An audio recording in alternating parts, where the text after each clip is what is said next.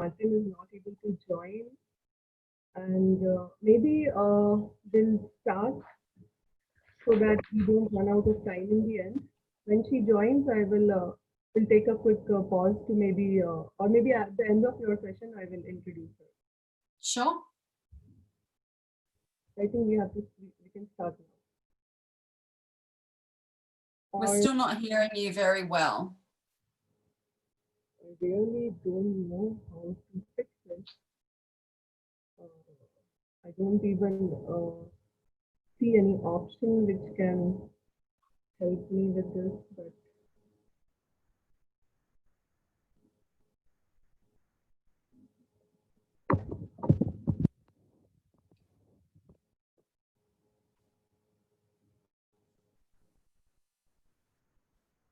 does this change anything?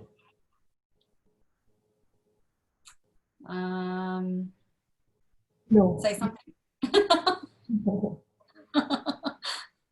That's really sad because I tried to make sure everything is just fine, but I don't know why it was. So I'll try to be a little louder. Will That's better. Yeah. That is better. That is something in my thinking. So 3:05, and I think we should start with the session. So when Dr. Martin can join us. Okay. So first, I will like to welcome you to this Women Economic Forum Global Digital Summit 2020. And I'm Kalpana Chauhan. I'm moderator for today's session on the topic Stereotypes, Mindset, and Silent Oppressors. Well, we are very privileged to have you here with us, Megan. And I would like to introduce you in a short way. Megan Della Camina, who is the founder and CEO of Women Rising and the Women Rising Leadership Institute. Megan is a sought after strategist, thought leader, and researcher on women's leadership. So I really welcome you, Megan, and without wasting any time, I'd really love to hear your thoughts on this such an important subject. So over to you, Megan. Thank you so much, Kalpana. I appreciate that. And so wonderful to be here. It's such an honor to be able to be here. I've been invited many times to speak, but because of travel, haven't been able to do it. So this is actually perfect. So I hope everyone is safe and well as we talk about this very important topic, which is very near and dear to my heart. And I'll share some perspectives around stereotypes, mindsets, and silent oppressors that I see in my work in women's leadership and working with thousands and thousands of women around the world and hundreds of men as well. And you know, what I see in my experience of the leadership work I do now with Women Rising, but also 2 decades working in big corporates and corporate America around the world, such as IBM and GE and PricewaterhouseCoopers. So the first aspect, stereotypes. The 2 big stereotypes that I find from my research that can harm women's success, however women want to determine that for themselves. The first one is around leadership and what is a good leader and what is a successful leader look like today. And I find that in so many businesses and organizations, governments around the world, we're still working to quite an outdated model of what a good and successful leader looks like. And unfortunately, for women, that can really fight against the gender norms that we see of what a good leader looks like, because often we're still talking in very masculine terms. And from research that we've seen all around the world, it's not what people want from their leaders today. We don't want this masculine command and control hierarchical model of leadership anymore. We want to see a balance of, you know, feminine and masculine traits in our leaders and more humanity in our leadership, which bodes very well for women's more natural inclinations. And we need to shift those stereotypes so that, you know, women can embody their authenticity at work and in leadership, whether they're running their own businesses, whether they're political leaders, whether they're in organizations. So that's the first piece around stereotypes. And, you know, the other side of that is around gender norms and how women should behave at work and in business, how women should behave as leaders, and the impact on success. And we've all heard about the double bind, you know, where there's this double bind for women around when women step into roles and behaviours that aren't perceived as what the good woman looks like. Women are penalised for that, and that certainly can have a massive impact on business success and leadership success. So changing leadership and gender norms and stereotypes, I see in my work, has a significant impact. Again, whether a woman is an entrepreneur, in business, in government, and creating environments where those stereotypes are taken out and we've changed them, and women can step into that more authentic style of operating and authentic style of leadership. So that's a reflection around stereotypes. Around mindsets, there's two major pieces of work I do around mindset, and one is working with Professor Carol Dweck's work around fixed and growth mindsets. And the other one is a framework that I developed with my business partner in a company called Lead Like a Woman, and in a book called Lead Like a Woman, called Gender Mindsets. And that's where we look at what are the mindsets that women show up with at work, in their business, in leadership today. And we've identified three core mindsets from this work. The first is when women show up with a gender is negative mindset, which is, I'm going to be negatively impacted at work, in my business, in my leadership, with the opportunities that are available to me because I am a woman. The second mindset that we identified is that gender is neutral. And this is where I sat for a long period of my corporate career, which was, I don't believe my gender has any impact on my success, my opportunities, one way or the other. And I felt like that until I hit sort of my first general management role, and then my eyes were opened to what, you know, to some of the actual challenges that were going on. And the third mindset is mindset number 3, which is gender is positive. My gender, my feminine traits are things that not only add value to the work that I do, but are seen to be significant traits that add value to the work that I do. Unfortunately, in all of the work that I've done over 2 decades and with thousands and thousands of women, the majority of women are either in that gender is neutral mindset number 2, or they're in gender mindset number 1, my gender is negative. And we still to this day, unfortunately, with all of the progress that has been made, see far too few women in that category of gender mindset number 3. My gender is positive, I can show up authentically, my feminine traits are here to be valued and respected. And you know, that is where we see shifts, you know, as we do the work that we do.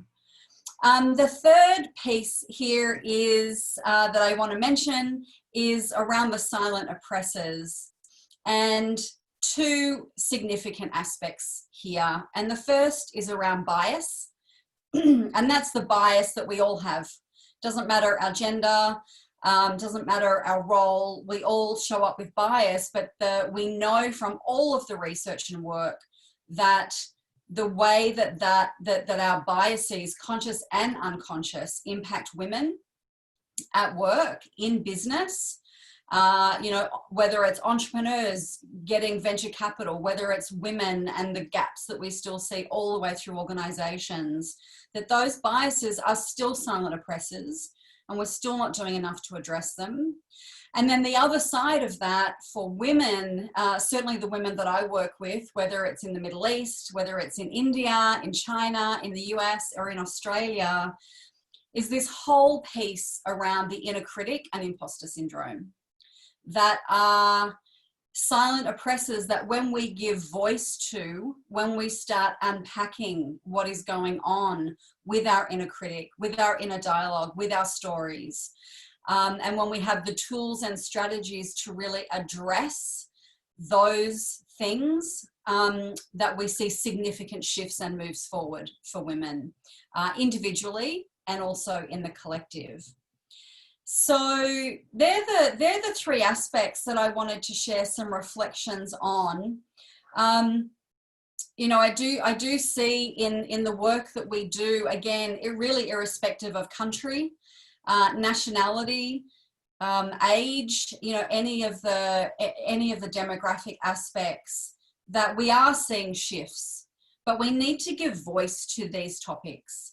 We need to bring awareness to what's really sitting at the core of a lot of these issues, and move past you know, conversations or strategies that are looking for silver bullets, and really get to the core of this work for us as women, and how we create these powerful shifts for ourselves, whilst we are also trying to create the systemic changes in society, within our cultures, in our businesses, and in our governments and communities. So yeah, it all fits together, and it's exciting work. And I'm just so pleased to be here with you all. And I'd love to see if there's any questions or discussion that we can have in the time that we have left.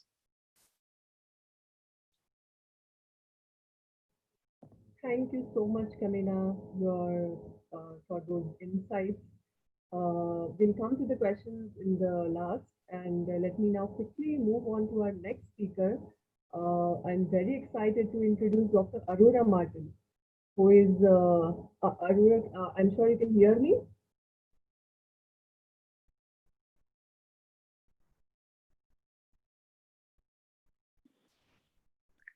Hello, can you hear me? Yes, we can hear you. I'm sure you can hear me, right? Yes, thank you so much. Yeah, so Dr. Aurora Martin is a senior advisor in international relations within the Romanian government and parliament on behalf of National Agency for Equal Opportunities, Ministry of Labour and Social Protection, and National Council for Combating Discrimination, Romania.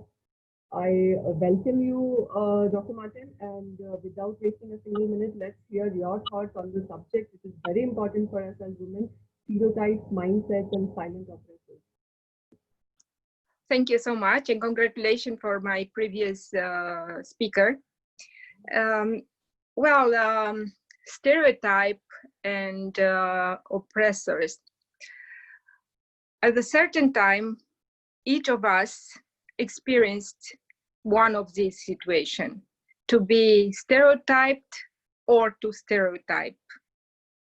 That's why there are so many slants to this question of stereotypes, mindset, and silent oppressor, and many ways to approach answering it. But in very general terms, a mindset can be a personal state of mental being. For example, I know if I show up to my bootcamp workout with the right mindset, a positive mindset, an optimistic mindset, I will get a great workout. Stereotypes, on the other hand, are widely held but fixed and oversimplified images of or ideas of a particular type of person or thing, like those who practice a certain religious or of a certain ethnic background or from a particular region. Thus, stereotypes can influence or contribute to one's mindset towards the people or things the stereotypes are defining.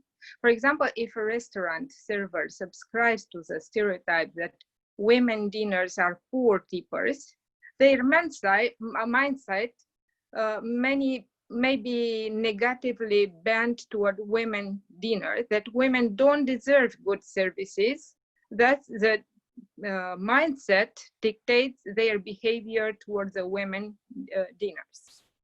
The origin of stereotyping comes, of course, from early childhood, where we absorb a lot of generic language. For example, over 40% of the words we hear before the age of 6 are generic category type statements that start with generalized grouping like boys are in a certain way, kids don't do something, This is helpful, of course, for our young brains to navigate the world more easily.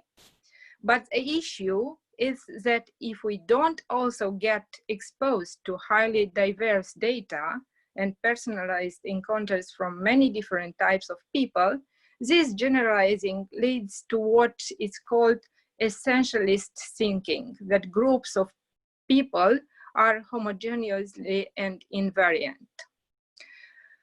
Well, research has shown that when people are primed with essentialist statements like scientists prove the generic underpinning of intelligence, they are less like to protest inequality, because in that paradigm, nothing can be done for those people. Stanford's neurological studies also emphasize the importance of using non-generic language. In this book, in this study, show that when people are primed with words to make groups of people homogeneous and invariant, they are more likely to be to accept the inequality. Stereotypes can impact people in more ways than we may anticipate. We notice or not, it happened to anyone. There is evidence that the fear of living up to a certain stereotype can affect the way we act or perform without us even knowing. It's a commonly researched concept in psychology known as stereotype threat, and it refers to the risk of confirming a negative stereotype about a group to which you belong, or the risk of not conforming to a positive stereotype about a group which you belong. I refer to a study of Black college students' performance on standardized tests when their race was and was not emphasized before the test. They defined stereotype threats as a social psychological predicament that can arise from widely known negative stereotypes about one's group. The existence of such a stereotype meant that anything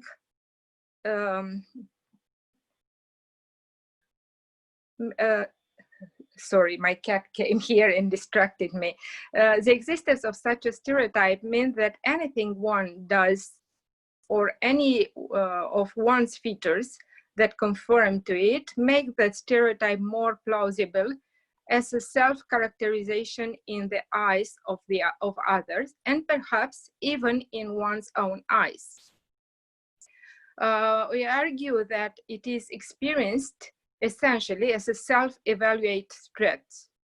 When the allegation of the stereotype are importantly negative, this predicament may be self-threatening enough to have disruptive effects on its own. In this study, the author found the Black college students perform more poorly on standardized tests than white students when their race was emphasized. When race was not emphasized, however, Black students performed better than equivalently with white students. The results show that performance in academic context can be harmed by the awareness that one's behavior might be viewed through the lens of racial stereotypes. Research has shown that stereotype threat can harm the academic performance of any individual from whom the situation invokes a stereotypes-based expectation of poor performance. Everyone belongs to at least one group that is characterized by some sort of stereotype. When one views on self in terms of salient group membership, for example, I am a woman, women are not expected to be good at math. This is a difficult math test. Performance can be undetermined because of the concerns about possibly confirming negative stereotypes about one's group. We can highlight also the possible implication of stereotype threats on women's bifurcation of feminine identity as a response to threatening stereotypes in the domain of mathematics.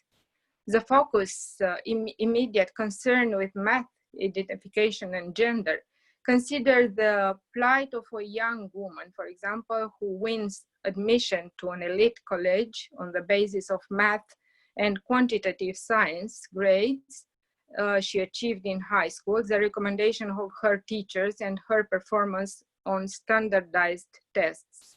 Once in college, she inevitably experiences the same pressures faced by all prospective math majors or who encounter more rigorous courses and stiffer competition than they had faced in high school. However, she faces additional burdens. She becomes increasingly aware that characteristics commonly associated with her gender, ranging from concern with hair and makeup to willingness to consider future career interruptions in order to have children, make her prospects as a successful math major and future mathematicians suspect to her classmates and to her professors. She soon recognizes that the interest she evidences to her personal appearance and her frankness in acknowledging the challenges of balancing family and career concerns are seen as counter-diagnostic with respect to success in math-related fields. When she walks into the math classroom or into her math professor's office hours, or chat with her math study group, she feels heightened anxiety about the prospect of negative judgment due to these aspects of her female identity. To reduce this discomfort and anxiety, she may stop wearing makeup at least on days when she has to meet with her professor or is likely to be scrutinized by her male peers. When hanging out and chatting with friends who belong to her math study group, she may avoid the topic of having children. However, even at these moments, she continues to value her overall identity as a woman and see herself as a possessor of valued but stereotypically feminine characteristics, such as social sensitivity, that she neither sees nor expects her math peers to see as counter-diagnostic of math success. Moreover, outside of such settings, when her math ability is less under scrutiny and she is less subject of stereotype threats, she may identify freely with all the feminine threats that she values, and even with ones that she does not particularly value, but nevertheless acknowledge as an aspect of herself. Many studies have found that stereotype threats can impact our performance in many different situations, including memory tests. Although stereotype threats effects appear to be robust, the specific mechanism by which the stereotype threat harms performance is still not entirely clear.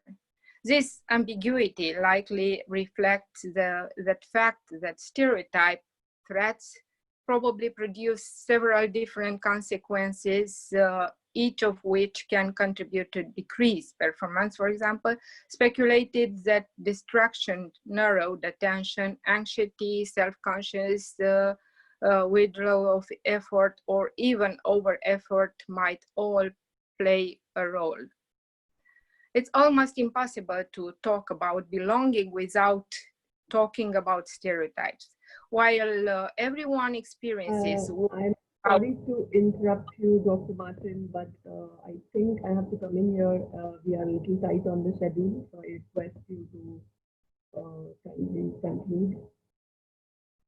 Excuse me? we are a little tight on the schedule, so I'll just request you to kindly conclude because we are a little Okay, tight on time. so I have to wrap up, yes? Okay, so while everyone experiences worries about belonging, these feelings are especially prevalent and have more of a negative impact for people who belong to groups about which negative stereotypes exist in a given environment. I shall stop here, and if we have time, we can continue during the Q&A session. Thank you. Well, I think we don't have time for the Q&A session now, so I will quickly have to wrap it up. I'm sorry, I know this topic cannot be done justice in such a short time, but I really thank you, both of you, for giving us your valuable time, and it was a really wonderful session, and I have many, many questions. I'll reach out to you maybe personally. Now I have an announcement to make. I'm thrilled to announce the Iconic Women Creating a Better World for All award that is being conferred at the Global Digital Summit of Women Economic Forum to Megan Della Camina as a recognition for the outstanding work that you have been doing. Congratulations, Megan. And I'm equally thrilled to announce this Iconic Women Creating a Better World for All award to Dr. Aurora Martin at this Global Digital Summit of Women Economic Forum as a recognition for the extraordinary work that you ladies have been doing and inspiring many women across the globe. So, and since it is a digital format, the award is also digital and it will reach your mailbox probably. Thank you so much. Further details will be communicated to you. Thank you so much for giving us all your time. Thank you. Thank you.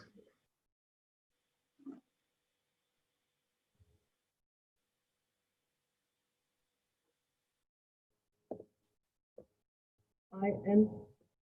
Hello, Iliada.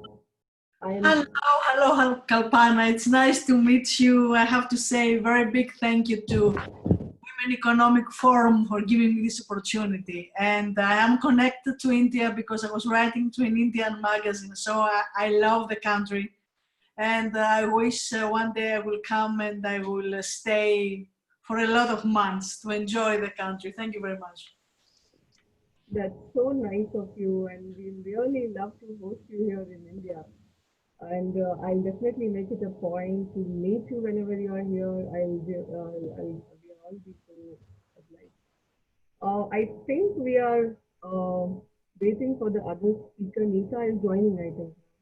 Okay. I can see her name popping up on the screen.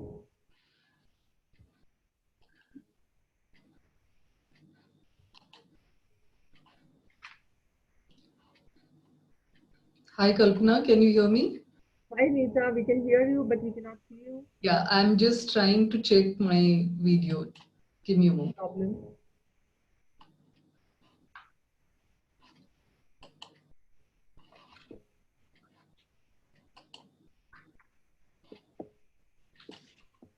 So while you're coming to the video, I'll just start because the time is of essence here. So I'll welcome both of you to this Women Economic Forum Global Digital Summit 2020. And I'm Kalpana Chauhan. I'm moderating this session for the topic, Ethical Business Model. How putting ethics first will supercharge your business. So I'm so happy. I'm sure this topic will bring a lot of insight. And we are very privileged to have the two very accomplished speakers with us to share their thoughts on the topic. I would like to introduce our first speaker for today, Iliada Evangelia Kotra, who is founder of www.livingpostcards.com, founder of Don't Accept This Challenge campaign in Greece, and she is also a business digital consultant, copywriter, brand strategist, author, and speaker. I'll introduce the next speaker also, who's Neeta Rajendran. A very big welcome to both of you. Neeta Rajendran is a highly accomplished investment banker with over 2 decades of expertise in handling the wealth portfolios of several India's millionaires, and her career spans across organizations like Barclays, ICICI Securities, Kotak, Max Life Insurance, and many more. So I really welcome you both, and I can't wait to really give the mic to you. And you have 10 minutes each. And depending on the time left, in the end, we'll try to take it then some questions. So over to you, Ilyada. Okay. I was wondering, because I was working with a lot of brands and companies for all those years, why ethics are so important for business. Because, you know, there's a stereotype that if you are an ethical brand owner, if you are if you're someone with moral values and you run a business or a brand, that means that you will never have money. That means that you are sensitive. That means that you are a loser. So there is nothing more false and wrong about that. I can see Nita too. Hello, good speakers. So during all those years, and especially the last months with the COVID-19, we had a lot of examples of brands and companies that they were very ethical about their own employees and about their consumers, their customers. And that made me think that ethical is it's something that a business must has above everything. So I came up with a few reasons why an owner or a brand must have an ethical image, not only about being nice to the people, but to gain more profits in the long way. So if you have a brand and a company and you have an ethical kind of strategy, that attracts more employees. It's very important because people want to work in companies that they feel appreciated, that their opinions are valued by their employees, and they want to know in the end of the day that they did something right, not only for them, but for the society. It's not a cliche, this is very important, because we don't work only for money, we work also for mental reasons. An ethical business attracts more investors. An investor wants to know if their money are put in a safe way. They don't want to lose money. They don't want to jeopardize their own investment. So they're looking for business and companies that they are really ethical. Ethics brings more reliable partnerships. Partnerships are very crucial because they help expand your marketplace and improve your own relations. Everybody wants to work with a brand or make a new collaboration when they both know that there are some basically moral values. It's very necessary for someone to work in a place that there is an ethical point of view, because an ethical environment provides equal work. There's no discriminations. There's no gender issues. So everyone feels that he is appreciated, no matter the color, no matter if he's a woman or a man. Okay, this is very important in the new world we're living. The customers feel more confident and they are very loyal to a brand when they know that this brand has an ethical roots. I remember a few months ago, I learned about a very, very big food brand in Greece that during all those months of lockdown, 24/7, they were helping their own employees by psychologists in order their employees to feel nice, to still feel appreciated, even they were working from home. So immediately that made me buy their products because in my mind, they had the image of an ethical brand, which for me is very, very important. If you are an ethical brand, that brings healthy competitions. I remember when I was younger, that I was working in a very big firm. One day a manager called and trying to find me because I was spreading in the market good news about our competitor. So people appreciate when you say nice things to them, even if you are in the same field, because when what you give, what you get. That's a karma law, and there is also in the business. For me, the most important is that you gain a very nice reputation. Your brand gains reputation, not only for the moment that you are running the company, but for the next generations too. People always remember who was ethical, always remember when a brand was next to the consumers in a bad situation, just like COVID. People never forget, especially today when we have social media, everything is in the air. So it's very important to protect our reputation and have an ethical strategy. That brings a lot of money in the end. This is very important. We can have a lot of business, a lot of brands, but without ethics, we will never take the long way. Okay, we will be in a short way of living in our business. This is my point of view. It's not a cliche. It's something that all companies should try to have in their marketing strategies. Thank I don't know if you. you're welcome. Thank you, Ilyada, for those. Yes, yes. I really thank you for the insight that you've brought in. And I quickly bring now Nita to share her perspective. Yes, Nita, over to you. Hi, hello everyone. First of all, hope all's well with you and your families during this pandemic. And thank you. And so the topic which I have chosen is very close to my heart, something which I have always followed throughout my career, personally as well as professionally. So ethical business model, or how putting ethics can supercharge your business. That's definitely worked for me. So I would like to quote Ratan Tata from Tata Group of Companies, what he said in a recent interview, that making money is not bad. It's how you make it is what is important. The question is, are you doing the right thing? Are you adding value to your stakeholders, your employees, your all brand ambassadors of the company, and how ethical your journey has been? So I believe personally that each one of us is ethical at some level. But the problem comes when, we are faced with conflicting situation and we have to make a choice. And in the face of that, how or what is the path we follow? So this can be applied to every profession, every industry.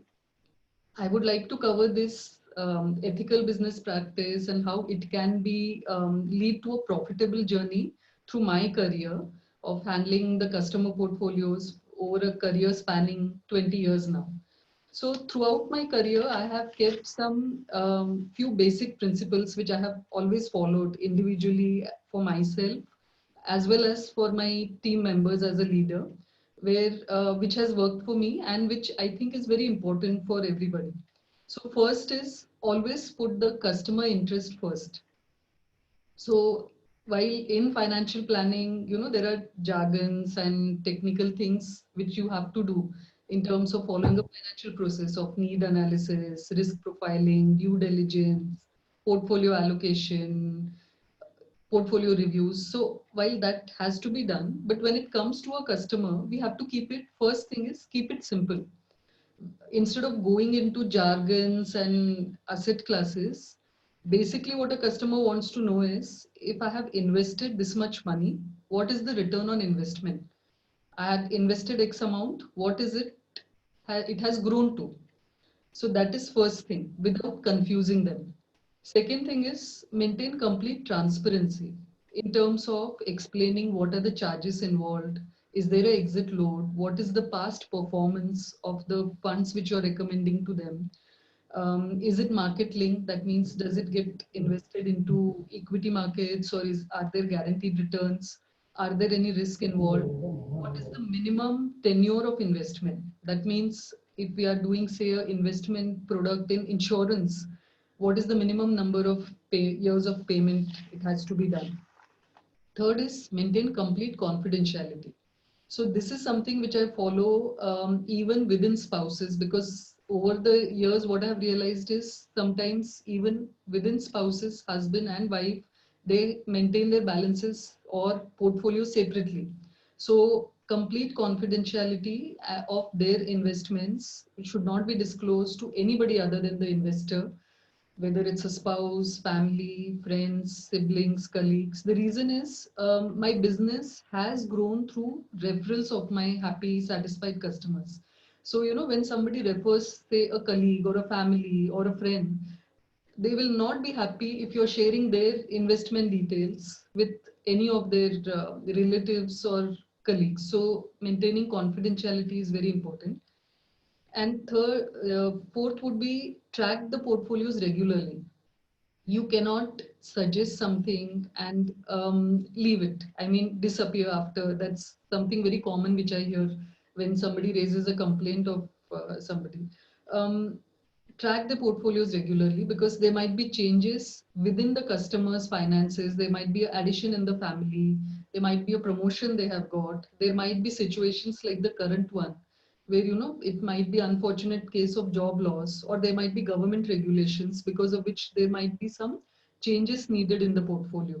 So suggest changes only if it is needed in these situations, not for the sake of, as we use in financial jargon, churning the portfolio. Every time you do a fresh investment, the organization or the relationship manager earns fresh money, but the client has to bear the cost of, say, a exit load kind of thing. So suggest a change only if it's needed. And most important is the after sale service. Normally we see that the marketing professionals are very enthusiastic when you're buying something or doing a fresh investment, but when it comes to, say, it's just maybe a tax certificate, or they want to remove the money, so that enthusiasm is somehow missing. But that has to be maintained irrespective of what is the situation. All these good services add up to building your credibility and trust. The next principle which I followed is, if it is right for me, it's right for my customer. Simply put, if I am suggesting a product or service to my customers, will I invest or put my hard earned money into that investment? If the answer is right, then it is a right advisory, I feel. In the sense, I feel, in fact, you have to be more careful when you're dealing with customer finances, more than your personal finance. It's a responsibility. And you have to do a lot of due diligence, homework in terms of finding whether that product, there will be, say, for a portfolio management, there'll be 23 players who will be offering. But is that the right one for the client in the industry? So that has to be recommended. If it's right for you, if you would do it for your clients. And third point would be conflict of profitability versus responsibility. Now, whenever we are working for an organization, we have to maintain a balance between the organization interest and the customer interest. So as we all know, every organization is driven by targets. They're tied up with certain products or services, and they tend to push those products where they get the higher margin or higher revenue. I mean, even I'm sure most of you must be aware that even hospitals have targets for their doctors. How much you recommend to the next doctor or the next treatment. So I remember a person who went for a knee pain was recommended to a dermatologist. Those kind of things. Or if we go to a showroom to buy a fridge or TV, we'll find some salesman pushing some brand, which we don't see much value, but maybe they are getting a higher percentage of revenue there. So what happens is, when you are dealing with such targets, ultimately they will push their employees, and then in turn employees tend to push those products where they earn higher revenues, higher incentives. So this cycle leads to a lot of mis-selling, wrong advisory, which may not be right for the client. You might get a higher revenue, but your customer is not going to benefit from that. So as an individual as well as a leader, I have ensured that there has to be always a balance.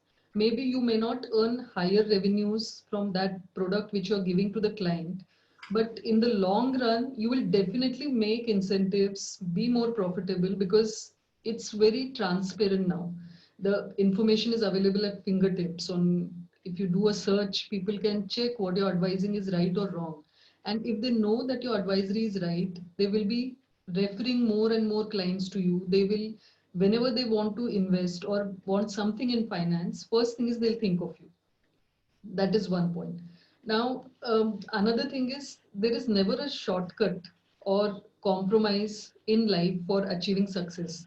It has always been that you have to, do the right thing to achieve. Maybe you will reach there a bit late, but when you reach there, you will reach there very handsomely.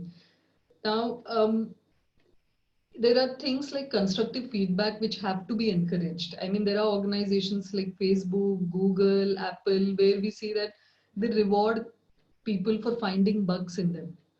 But at the same time, if I have to translate the same thing, there are so-called problematic clients who raise a lot of questions. But if I have taken it as a constructive feedback always, because these are clients who genuinely have a issue. If you cater to that, they will be the customers for lifetime.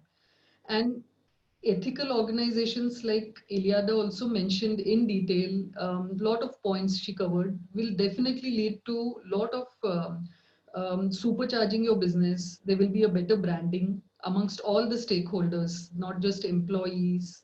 Your employees are not given importance as such, but I feel they are your brand ambassadors. So employees, customers, your channel partners, there'll be better productivity from employees because they know they're working for a fair and transparent organization, who ethical organization which has their interest in mind. There is no politics so-called involved in the growth.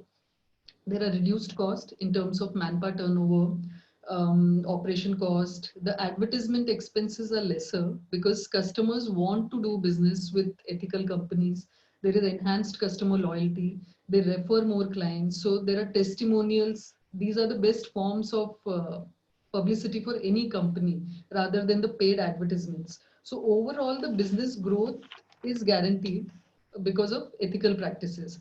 And when an organization is unethical or focuses solely on their own interest, it typically reflects. I mean, even how can customers identify unethical organization? There are a lot of manpower turnover.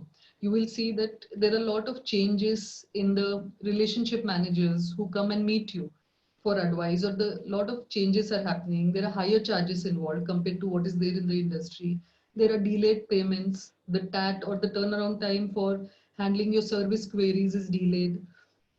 There are I have experienced where there are organizations where there are exorbitant charges, where now, since you all must be aware of the demat and trading account and the Robinhood traders, because of the pandemic, because of free time or various reasons, there are organizations which have targets of as high as 1 lakh per day per broker to be generated from clients. So obviously this leads to mis-selling. Or if you find there is top management where the knowledge is lacking, or there are frequent products or services which are suggested which are not in line with the market situation, then that should raise the alarm bell, and you should know that your finances are not in the right hand. And if you see the current trend, that's the reason there is a lot of shift which is happening towards independent financial advisors or family offices. Now, what happens with these family offices is they stay with you to till the end of the investment cycle. That means if there is, say, a product is going to mature after 10 years, 5 years, they're there with you. So unlike a wealth management firm or a private bank, or an investment bank where you have, every time a relationship manager comes, he suggests some product. When the new one comes, he says, no, that's not right. He churns it for you. He suggests a change for you. So now people want to stick to family offices or independent financial advisors who can give a neutral advice, do a homework for you, and can be a single point of contact for you whenever you think of finance, anything. I have customers who call me for anything they want. They trust me to give them a neutral advice that she will not, do something which is in her interest. So, I mean, I would like to summarize by saying that you know, putting ethics first always pays. A ethical business model is definitely a profitable business model and can help you search your career, your profitability the way it has done for me. And since there is a time constraint, I mean, I don't want to, I cannot go in detail, but you all, I would love to connect with all of you over LinkedIn with my name, Neeta Rajendran. You can reach out to me at neeta_rajendran@yahoo.com. My coordinates are mentioned there, or connect with me on 951-335-4930, my number. Would love to connect with all of you. And any questions, would be happy to take it. Thank you. I send my own LinkedIn here, just in case we would like to be connected. Definitely. Would love to. Thank you so much, Nita. So I was hearing you and Ilyada, and I was really thinking in my head that how different, when we are in different work sectors, how different perspective we bring on the table. So your way of thinking is totally like from an investment banker's view, and her way of thinking is totally different. So that is why I love these kind of format talks where we can really share our perspective and learn from each other. And so we have actually 2-3 minutes. So we actually can take some questions, just quick questions. So I'll shoot myself because I really don't want to get into the technical stuff and check the comments and all. So I have a question for you, Nita and Iliada, first. That what do you think that millennials should do about this ethical practice? I'm not branding them like they don't have ethical practices, but I have seen them that they are in hurry of everything. So is there a quick tip that you have for them? So I would like to answer this in Kalpana. Millennials, in fact, I think they're very disciplined, if you ask me. Maybe the attention span we think is less, but my personal observation is they're very disciplined. They do their homework well, and like you rightly said, maybe it's always if something can be achieved faster or reached faster, Right. more money.